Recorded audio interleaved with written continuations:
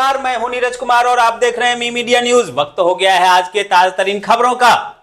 भारत ने लगाया जीत का सिक्सर। जहां इंग्लैंड के खिलाफ भारत ने एक बार फिर से उत्तर प्रदेश की राजधानी लखनऊ में 100 रन से जीत दर्ज की है।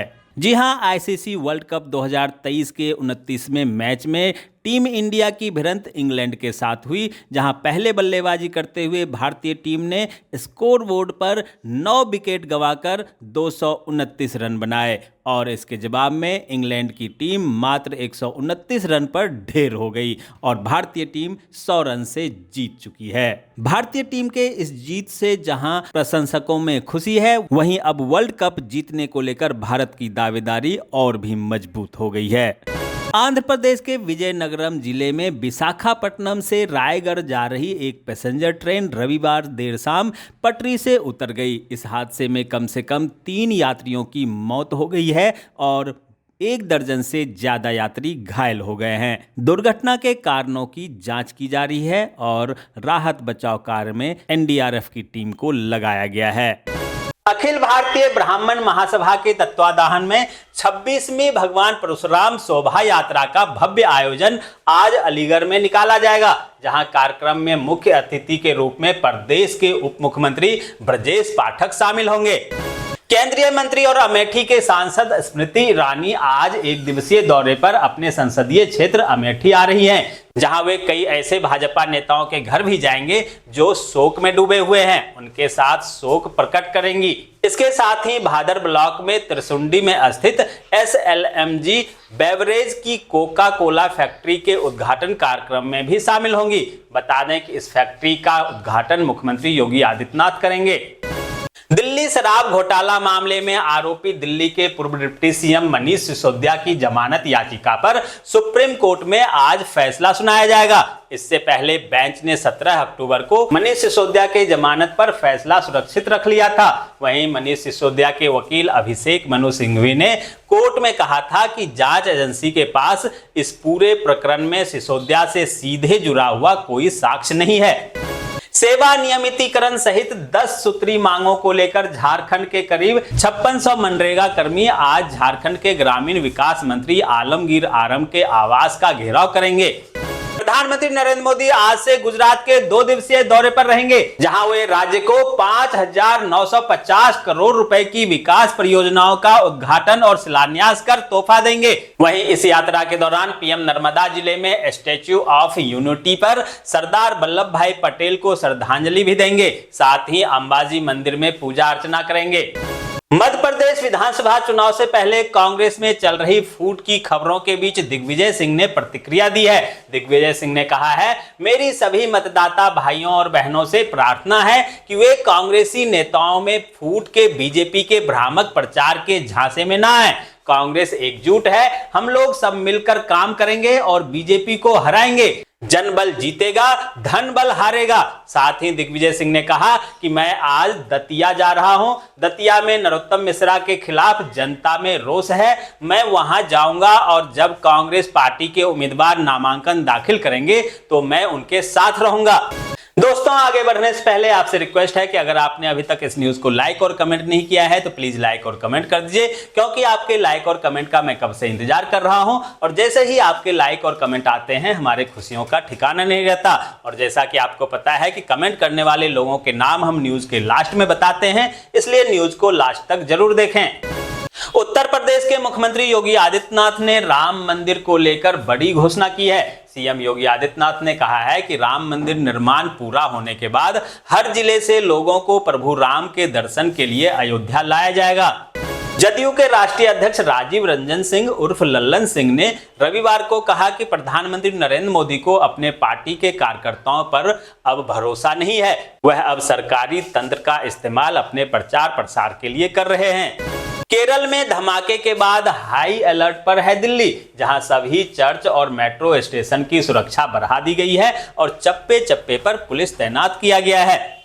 पंजाब के भटिंडा में दो अज्ञात लोगों ने एक दुकानदार की उसकी दुकान के बाहर गोली मारकर हत्या कर दी। पीड़ित हरजिंदर सिंह जोहल माल रोड पर अपनी अमृतसरी कुलचा की दुकान के बाहर बैठे थे, तभी शूटर मोटरसाइकिल पर आए और उन पर ताबड़तोड़ गोलियां चला दी। ये पूरी घटना सीसीटीवी कैमरे में कैद हो गई है और सरेआम हुए इस घटना के बाद पंजाब की कानून व्यवस्था पर एक बार फिर से सवाल उठ रहे हैं। हरियाणा के मुख्यमंत्री मनोहर लाल खट्टर ने केंद्रीय सड़क परिवहन मंत्री नितिन गडकरी को पत्र लिखकर NHAI को 30 एकड़ जमीन मुफ्त में देने की पेशकश करके इस भूमि पर खिरकीदोला टोल प्लाजा को स्थानांतरित करने का अनुरोध किया है।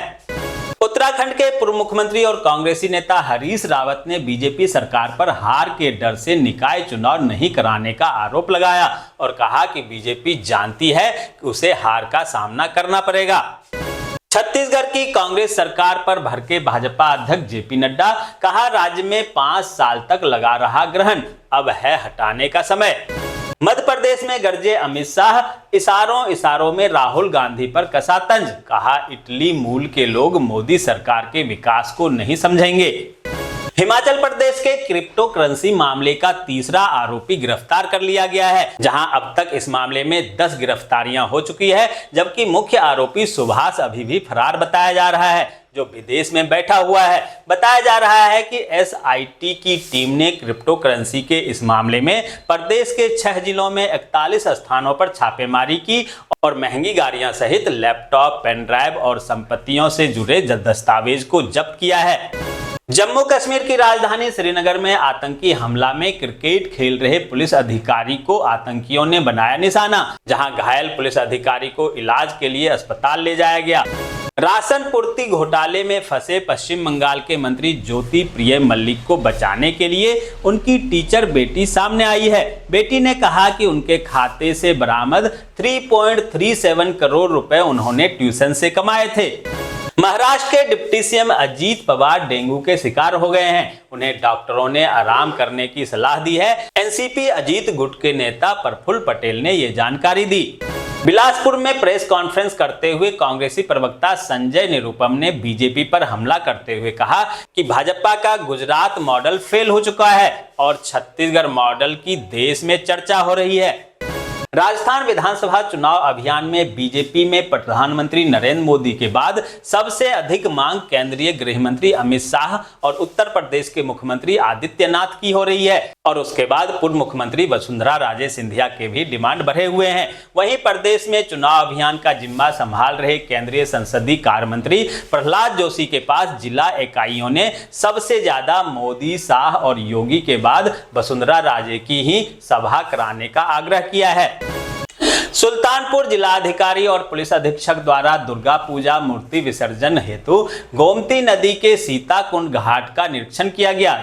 सुपौल जिले के पिपरा थाना क्षेत्र में एक मुस्लिम युवती नाजिया परवीन ने डीआईजी को आवेदन देते हुए कहा है कि मैं अपने मर्जी से शत्रुघ्न पंडित पिता राम प्रसाद पंडित से शादी किया, लेकिन गांव के ही कुछ बिचौलिए और मुखिया प्रतिनिधि के द्वारा परेशान किया जा रहा है। कहा जा रहा है कि तुम मुस्लिम हो और लड़का हिंदू है, इस शादी का कोई मान्य नहीं है। साथ ही नाजिया परवीन ने मुखिया प्रतिनिधि पर छेड़छाड़ का भी आरोप लगाया है। बीपीएससी 67वीं रिजल्ट में सहरसा जिला के सौर बाजार प्रखंड के करहिया पंचायत वार्ड नंबर 8 से सुमित कुमार सुमन ने सफलता हासिल की है, जिसे कल्याण पदाधिकारी का पद प्राप्त हुआ है, जिसे लेकर गांव और उनके परिवार में खुशी का माहौल है। उत्तर प्रदेश के पूर्व मुख्यमंत्री अखिलेश यादव आज पूर्वांचल एक्सप्रेस वे से लेकर जनेश्वर मिश्र पार्क तक पीडीए साइकिल यात्रा में शामिल होंगे।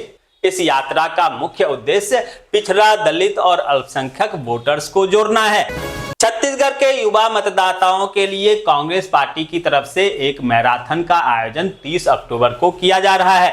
इस मैराथन में साल 2023 में होने वाले चुनाव में पहली बार वोट देने वाले युवा भाग लेंगे। बता दें कि इन युवाओं की संख्या 18 लाख है। वहीं इनमें से 100 विजेताओं से मुख्यमंत्री भूपेश बघेल मुलाकात भी करेंगे। उच्चतम न्यायालय शिवसेना के उद्धव ठाकरे गुट और राष्ट्रवादी कांग्रेस पार्टी के शरद पवार गुट द्वारा दायर की गई याचिकाओं पर आज सुनवाई करने वाला है। इस याचिका में महाराष्ट्र विधानसभा अध्यक्ष को कुछ विधायकों के खिलाफ दायर अयोग्यता से जुड़े प्रस्ताव पर शीघ्र निर्णय लेने का निर्देश देने का अनुरोध किया गया है। केंद्रीय गृह मंत्री अमित शाह आज ग्वालियर प्रवास पर रहेंगे, जहां शाह दोपहर 2:30 बजे hotel Radisson city centre Gwalior में ग्वालियर चंबल संभाग की संभागीय बैठक में मार्गदर्शन करेंगे। झारखंड के सीएम हेमंत सोरेन आज दुमका जिले में मयूराक्षी नदी पर बने राज्य के सबसे लंबे पुल का उद्घाटन करेंगे। जानकारी के मुताबिक 200 करोड़ रुपए की लागत से बना 2.3 किलोमीटर लंबा यह पुल मकरामपुर और जिला मुख्यालय के बीच की मौजूदा दूरी को 30 किलोमीटर से घटाकर 15 किलोमीटर कर देगा। तो ये थी आज की ताजा तरीन खबरें। ऐसे ही खबरों से अपडेट रहने के लिए चैनल को सब्सक्राइब कीजिए, नोटिफिकेशन बेल को दबाइए, वीडियो को लाइक कीजिए और ज्यादा से ज्यादा शेयर कीजिए, ताकि देश और दुनिया के तमाम खबरों से आप और आपके जानने वाले रह सकें अपडेट।